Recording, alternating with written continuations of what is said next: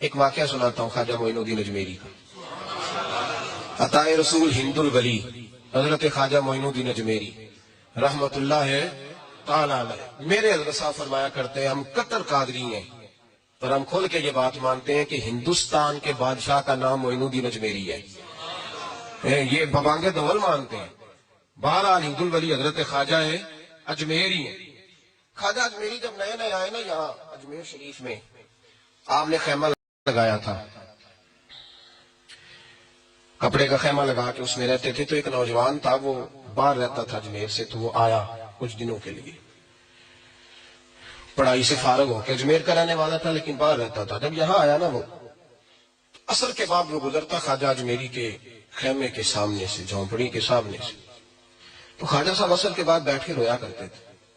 عاشق دا کامی رونا تونا بنا رویوں نہیں منظوری, یہ عاشق سدا ہی روندا رہندا پاویں وصل ہوئے تے پاواں دوری, رویا کرتے تھے.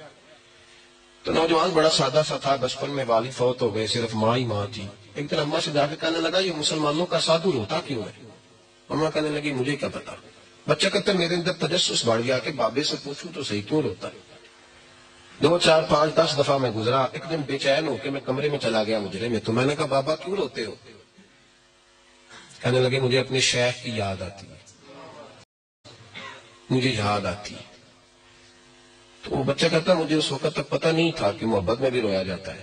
میں سمجھتا تھا رونا صرف دکھوں میں آتا ہے. شیخ کی یاد آتی ہے.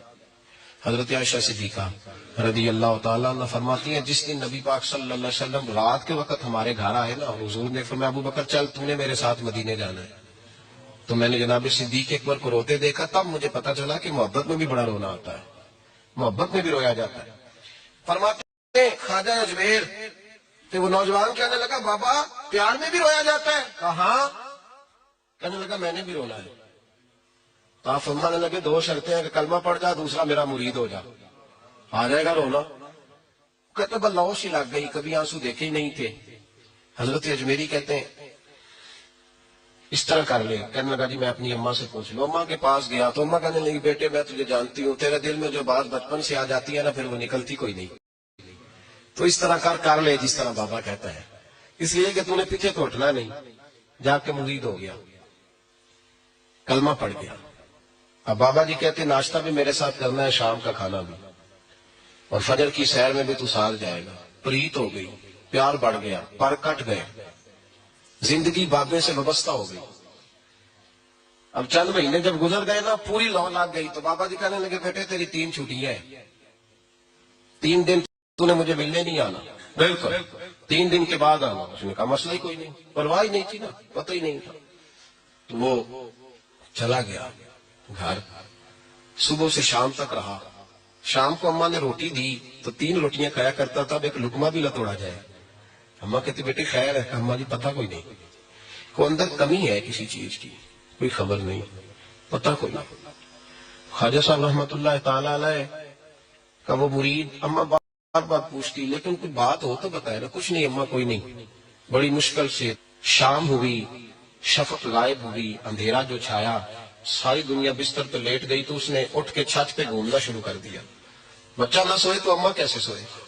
اماں بھی چھت پہ آئی, کہا بیٹے کیا بات ہے. کہا اماں پتہ کوئی نہیں, کوئی میری نیند اڑا کے لے گیا. بیٹے تو نے روٹی بھی نہیں کھائی. کہا اماں کوئی نہیں پتا, کوئی پتہ نہیں. جب 12 بجے کے بعد کا وقت آیا تو پھر ہلکے ہلکے آنسو نکلے, اور جب سحری چمکی تو دھاڑے مار کے رویا. بیٹے کیا ہوا؟